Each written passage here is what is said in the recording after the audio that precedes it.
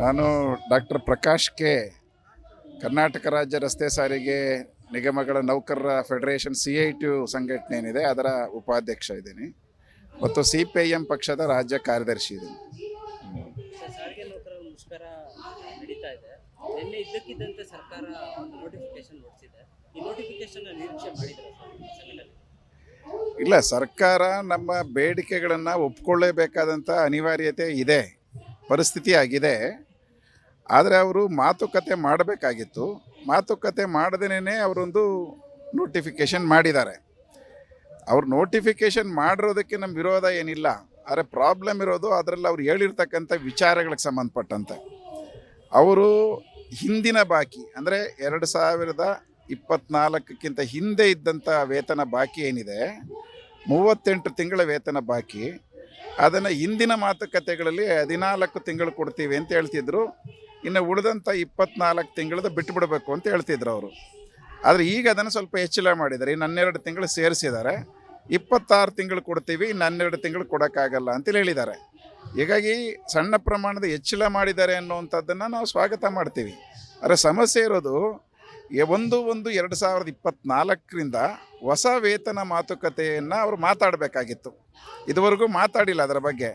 ಆದರೆ ಅವರು ಅದು ಬದಲಿಗೆ ಏನು ಹೇಳ್ತಿದ್ದಾರೆ ಅಂತಂದರೆ, 15 ತಿಂಗಳನ್ನು ಈ ವೇತನ ಮಾತುಕತೆಯ ಅವಧಿಯನ್ನು 15 ತಿಂಗಳು ಬಿಟ್ಟುಬಿಟ್ಟು ಏಪ್ರಿಲ್ 2025ರಿಂದ ನಾವು ಮಾತುಕತೆ ಮಾಡ್ತೀವಿ ಅಂತೇಳಿ ಹೇಳಿದ್ದಾರೆ. ಇದು ಭಾಳ ಅಪಾಯಕಾರಿಯಾಗಿರ್ತಕ್ಕಂಥ ಇದು. ಯಾಕೆಂದರೆ 1/1/24ರಿಂದ ಹೊಸ ವೇತನ ಒಪ್ಪಂದ ಆಗಿ ಹೆಚ್ಚಳ ಏನಾಗ್ತದೆ ಅದು ಅಲ್ಲಿಂದ ಅಪ್ಲೈ ಆಗಬೇಕು. ಅದು ಆದರೆ ಅದರಲ್ಲಿ 15 ತಿಂಗಳು ಬಿಡ್ರಿ ಅಂತೇಳಿ ಹೇಳೋದು, ಅದಕ್ಕಿಂದಿನ ಅವಧಿಯಲ್ಲಿ 12 ತಿಂಗಳನ್ನ ಹೆಚ್ಚಳ ಕೊಟ್ಟಿದ್ದೀವಿ ಅಂತೇಳಿ ಕಣ್ಣೊರೆಸುವಂಥ ತಂತ್ರ ಮಾಡೋದು, ಇದು ಈ ರೀತಿ ಕಾರ್ಮಿಕರಿಗೆ ತಂತ್ರಗಾರಿಕೆಯಿಂದ ಮೋಸ ಮಾಡ್ತಕ್ಕಂಥ ಒಂದು ವಿಧಾನ ಆಗಿದೆ. ಅದರಿಂದಾಗ ವಿಧಾನ ಸರಿ ಇಲ್ಲ ಅಂತ ನಾವು ಹೇಳ್ತೀವಿ. 1/1/2024ಗೆ ಅನ್ವಯ ಆಗೋ ರೀತಿಯಲ್ಲಿ ಮಾತುಕತೆ ಮಾಡಬೇಕು ಅಂತ ನಾವು ಕೇಳ್ತಾ ಇದ್ದೀವಿ. 26 ವೇತನ ಹಿಂಬಾಕಿಯನ್ನು ಕೊಡೋದು ಮತ್ತು ವೇತನ ಪರಿಷ್ಕರಣೆ ಮಾಡ್ತೀವಿ ಅಂತ ಇದ್ದಾರೆ ಸರ್ಕಾರ ಅಲ್ವಾ? ವೇತನ ಪರಿಷ್ಕರಣೆ ಜೊತೆಗೆ ಕೊಟ್ಟಷ್ಟು ಕೊಟ್ಟಿದ್ದೀವಿ, ನಿಮಗೆ ಸಂತೋಷ ಆಗಲ್ವಾ, ಸಾಕಾಗಲ್ವಾ ಅಂತ ಡಿ ಕೆ ಶಿವಕುಮಾರ್ ಅವರು ಹೇಳಿದರು. ಈಗ DK ಶಿವಕುಮಾರ್ ಅವರಿಗೆ ಈ ಸಾರಿಗೆ ಇಲಾಖೆಯ ಒಟ್ಟು ಇದುವರೆಗಿನ ಬೆಳವಣಿಗೆಗಳ ಬಗ್ಗೆ ಸರಿಯಾದಂಥ ಮಾಹಿತಿ ಇಲ್ಲ ಅಂತ ನಾವು ಅಂದ್ಕೊಂಡಿದ್ದೇವೆ. ಅವರಿಗೆ ಇದು ಪೂರ್ಣ ಮಾಹಿತಿ ಇದ್ದರೆ ಬೇರೆ ರೀತಿ ಮಾತಾಡ್ತಿದ್ರು ಅಂತ ನಾವು ಅಂದ್ಕೊಂಡಿದ್ದೇವೆ. ಸಂತೋಷ ಆಗಲ್ವಾ ಅನ್ನೋದು ಅವರು ಮಾತು. ಈ ಪುಗುಸಟ್ಟೆ ಕೊಡ್ತಿರೋ ದುಡ್ಡಲ್ಲ ಇದು. ಸಾರಿಗೆ ಕಾರ್ಮಿಕರಿಗೆ ಇಷ್ಟಾದರೂ ಕೊಟ್ಟಿದ್ದೀವಲ್ಲ, ನಿಮಗೆ ಸಂತೋಷ ಆಗಲ್ವಾ ಅಂತಂದರೆ, ಅದೇನೋ ಹಬ್ಬದ ಊಟಕ್ಕೆ ಹೋಗಿದ್ದೀವಿ, 4 ವಸ್ತುಗಳು ಕಡಿಮೆ ಆದ್ರೂ ಒಳ್ಳೆ ಊಟ ಹಾಕಿದ್ದೀವಿ, ಸಂತೋಷ ಇಲ್ವಾ, ಮನಸ್ಸು ಸಮಾಧಾನ ಆಯ್ತಾ ಅಂತ ಕೇಳ್ದಂಗೆ ಆಯ್ತಿದ್ದು. ಇದು ನಾವು ಹಬ್ಬದ ಊಟಕ್ಕೆ ಅವ್ರ ಮನೆಗೆ ಹೋಗಿಲ್ಲ, ಅವ್ರು ನಮ್ಮ ಮನೆಗೇನು ಬಂದಿಲ್ಲ. ಕಾರ್ಮಿಕರು ದುಡಿಮೆ ಮಾಡಿರ್ತಕ್ಕಂಥ ಹಣ ಕಾನೂನುಬದ್ಧವಾಗಿ ನ್ಯಾಯಬದ್ಧವಾಗಿ ಸಿಕ್ಕಬೇಕಾಗಿರುವಂಥ ಹಣದನ್ನು ಕೊಡಬೇಕು ಅಷ್ಟೇನೆ. ಅದರಲ್ಲಿ ನಿಮಗೆ ಸಮಾಧಾನ ಆಗಲ್ವಾ, ಖುಷಿ ಆಗಲ್ವಾ ಅಂತಂದ್ರೆ, ಖುಷಿ ಆಗೋದು ಕಾನೂನುಬದ್ಧವಾಗಿರೋದನ್ನು ಪೂರ್ತಿ ಕೊಟ್ಟಾಗಷ್ಟೇ ಖುಷಿ ಆಗೋದು. ಅವ್ರ ಮನೆ ದುಡ್ಡು ಏನಲ್ಲ, ನಾವು ಅವ್ರ ಮನೆಗೆ ಊಟಕ್ಕೆ ಹೋಗಿಲ್ಲ. ಸರ್, ಈಗ ಸರ್ಕಾರನೂ ಕಷ್ಟದಲ್ಲಿದೆ, ಅರ್ಥ ಮಾಡ್ಕೊಳ್ಳಿ ಅಂತ ಮನವಿ ಕೂಡ ಮಾಡ್ತೀವಿ. ಈಗ ಸರ್ಕಾರ ಕಷ್ಟ ಇದ್ದರೆ, ನಮ್ಮ ಕಷ್ಟ ಇದೆ, ಆದರೆ ಹಿಂಗೆ ಕೊಡೋದು ಬೇಕಾಗಿದ್ರೆ ಒಂದು 4 ಕಂತಲ್ಲಿ ಕೊಡ್ತೀವಿ ಅಂತ ಬೇಕಾದ್ರೆ ಹೇಳಿ ಅವರು. ಕಷ್ಟ ನಾವು ಕೊಡ್ತೀವಿ, ಅವಾಗ ನಮಗೆ ಕೊಡಬೇಕಾದ ಪೂರ್ತಿ ಕೊಡಲಿ. ಒಂದೇ ಸತಿ ಕೊಡೋಕ್ಕಾಗಲ್ವಾ? ಒಂದು 3 ತಿಂಗಳಿಗೆ ಬಿಟ್ಟು ಹಿಂಗೆ ಕೊಡ್ತೀವಪ್ಪ, 6 ತಿಂಗಳಿಗೆ ಬಿಟ್ಟು ಕೊಡ್ತೀವಪ್ಪ, ಕೊಡಬೇಕಾಗಿರೋದನ್ನು ಪೂರ್ತಿ ಕೊಡ್ತೀವಪ್ಪ ಅಂತೇಳಿ ಹೇಳಿ ಅವರು. ನಾವು ಆಗ ಕಷ್ಟಕ್ಕೆ ಸಹಕಾರ ಕೊಡೋಕೆ ರೆಡಿ ಇರ್ತೀವಲ್ವಾ. ಆದರೆ ನೀವು ಕೊಡೋದ್ರ ಬಗ್ಗೆ ಮಾತಾಡ್ತಾ ಇಲ್ಲ, ಬಿಟ್ಟು ಬಿಡ್ರಿ ಅಂತ ಹೇಳ್ತಾ ಇದ್ದೀರಿ. ನಾವು ದುಡ್ದಿರೋದನ್ನು ನ್ಯಾಯಬದ್ಧವಾಗಿರುವಂಥದ್ದನ್ನು ಕೊಡ್ರಿ ಅಂತ ಕೇಳಿದ್ರೆ ನೀವು ಬಿಟ್ಟು ಬಿಡ್ರಿ ಅಂತೇಳಿ ಹೇಳಿ ನಾವು ಕಷ್ಟದಲ್ಲಿದ್ದೀವಿ ಅಂತಂದರೆ, ನಿಮಗೆ ಕಷ್ಟ ಎಲ್ಲಿದೆ ಅಸಲಿಗೆ? ನಿಮ್ಗೆ ಸುಮ್ಮನೆ ಮಾಹಿತಿ ಹೇಳೋದಾದರೆ ಎಲ್ಲರಿಗೂ ಗೊತ್ತಿರೋದು ಇದು. ಈ ಬಜೆಟ್, ಕಳೆದ ವರ್ಷದ ಬಜೆಟು 4,08,000 ಕೋಟಿ ರೂಪಾಯಿ ಬಜೆಟ್ ಕರ್ನಾಟಕ ಸರ್ಕಾರದ್ದು. ನೀವು ಈಗ ಸಾರಿಗೆ ಕಾರ್ಮಿಕರು ಕೊಡಬೇಕಾದ್ರೆ ಎಷ್ಟೀಗ? ಹಳೆ ಬಾಕಿ ಲೆಕ್ಕ ತಗೊಂಡ್ರೆ ನೀವು 500 ಕೋಟಿ ರೂಪಾಯಿ ಕೊಡಬೇಕು ಅಷ್ಟೇ. 1,700 ಕೋಟಿ ಆಗುತ್ತೆ. ಈಗ 1,200 ಕೋಟಿ ಕೊಡ್ತೀವಿ ಅಂತ ಹೇಳಿದ್ದೀರಿ. ಈಗ ಅಲ್ಲಿ ಮುಗ್ದೋಗ್ತಿತ್ತು.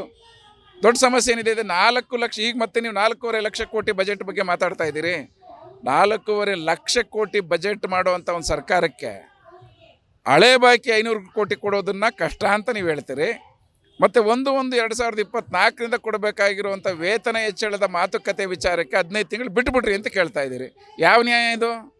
ಹೋಗ್ಲಿ, ನೀವು ಬಂಡವಾಳದಾರರಿಗೆ ಕೊಡುವಂಥ ರಿಯಾಯಿತಿಗಳು, ಫಾಕ್ಸ್ಕಾನ್ ಕಂಪ್ನಿಗೆ 6,000 ಕೋಟಿ ರೂಪಾಯಿ ರಿಯಾಯಿತಿ ಕೊಟ್ರಲ್ಲ, ನಾವು ಕೇಳ್ತಾ ಇದ್ದೀವಿ ಅವರಿಗೆ. ಫಾಕ್ಸ್ಕಾನ್ ಕಂಪ್ನಿಗೆ ಇದೇ ಸರ್ಕಾರ 6,000 ಕೋಟಿ ರೂಪಾಯಿ ಸಬ್ಸಿಡಿ ಕೊಟ್ಟಿದೆ.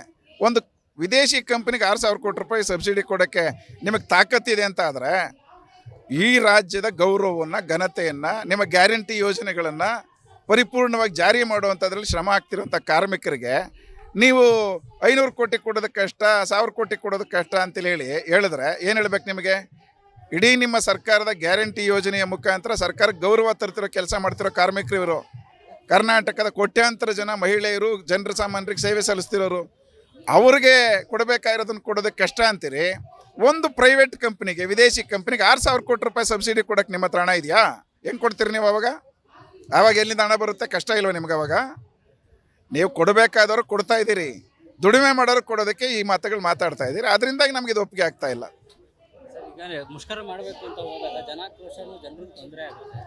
ಆ ಜನರಿಗೆ ತೊಂದರೆ ಆಗುತ್ತೆ ಅಂತೇಳಿ ಸರ್ಕಾರ ನಿನ್ನೆ ಇದ್ದಕ್ಕಿದ್ದಂತೆ ನೋಟಿಫಿಕೇಶನ್ ಹೊರಡಿಸಿದೆ. ಈಗ ನಿನ್ನೆ ನೋಟಿಫಿಕೇಶನ್ ಹೊರಡಿಸಿರೋದಕ್ಕೆ ಇವತ್ತು ನಾವೇನು ಮುಷ್ಕರ ಮಾಡೋಕ್ಕೆ ಹೋಗ್ತಿರ್ಲಿಲ್ಲ. ಮುಷ್ಕರ ಅಲ್ಲ ಇವತ್ತಿದ್ದದ್ದು, ನಮ್ಮದು ಧರಣ ಅಷ್ಟೇ. ಅವರು ನೋಟಿಫೈ ಮಾಡಿದ್ದಾರೆ, ಏಕಪಕ್ಷೀಯ ತೀರ್ಮಾನ. ನಾವು ಮೊದಲಿಂದ ಹೇಳ್ತಿದ್ದೀವಿ, ಈ ಸರ್ಕಾರಗಳು ಏಕಪಕ್ಷೀಯವಾಗಿ ಎಲ್ಲ ಸಂದರ್ಭಗಳಲ್ಲಿ ತೀರ್ಮಾನ ಮಾಡ್ತಿದ್ದಾವೆ. ನಾವು ಅದನ್ನು ವಿರೋಧ ಮಾಡ್ತಿದ್ದೀವಿ. ಏನೇ ಮಾಡಿದ್ರು ನೀವು ಕಾರ್ಮಿಕ ಸಂಘಟನೆಗಳ ಜೊತೆ ಮಾತಾಡಿ ಮಾಡಬೇಕು ಅಂತ ಹೇಳ್ತಿದ್ದೇವೆ. ಇದು ಒಂದು. ಮತ್ತು ಮುಷ್ಕರ ಮಾಡಿದ್ರೆ ಜನಕ್ಕೆ ತೊಂದರೆ ಆಗುತ್ತೆ ಅನ್ನೋಂಥ ಮಾತಿದೆಯಲ್ಲ, ಇದು ಪ್ರಜಾಸತ್ತಾತ್ಮಕ ಇದಕ್ಕೆ ಮೌಲ್ಯಕ್ಕೆ ವಿರುದ್ಧವಾಗಿರ್ತಕ್ಕಂಥ ಮಾತು. ಪ್ರಜಾಪ್ರಭುತ್ವ ಅನ್ನೋಂಥ ಮೌಲ್ಯ ಅಥವಾ ತತ್ವ, ಹಕ್ಕು ಸಿಕ್ಕಿರೋದೇ ಹೋರಾಟಗಳ ಮುಖಾಂತರ. ಇದು ಗೊತ್ತಿಲ್ಲದೆ ಇರುವಂಥವರು ಹೋರಾಟ ಮಾಡಿದ್ರೆ ಜನರ ಹಕ್ಕಕ್ಕೆ ಸಮಸ್ಯೆ ಆಗುತ್ತೆ ಅಂತೇಳಿ ಉಲ್ಟಾ ಮಾತಾಡೋದಿದೆಯಲ್ಲ, ಇದು ಅಸಲಿಗೆ ಜನರ ಹಕ್ಕುಗಳ ಬಗ್ಗೆ ಗೌರವದಿಂದ ಮಾತಾಡೋಂಥ ಮಾತಲ್ಲ, ಆರ್ಗ್ಯುಮೆಂಟು ಅಲ್ಲ. ಅದು ಜನರ ಹಕ್ಕುಗಳನ್ನು ನಾಶ ಮಾಡಲಿಕ್ಕೆ ಮಾತಾಡೋವಂಥ ಮಾತುಗಳು ಅವೆಲ್ಲ ಕೂಡ.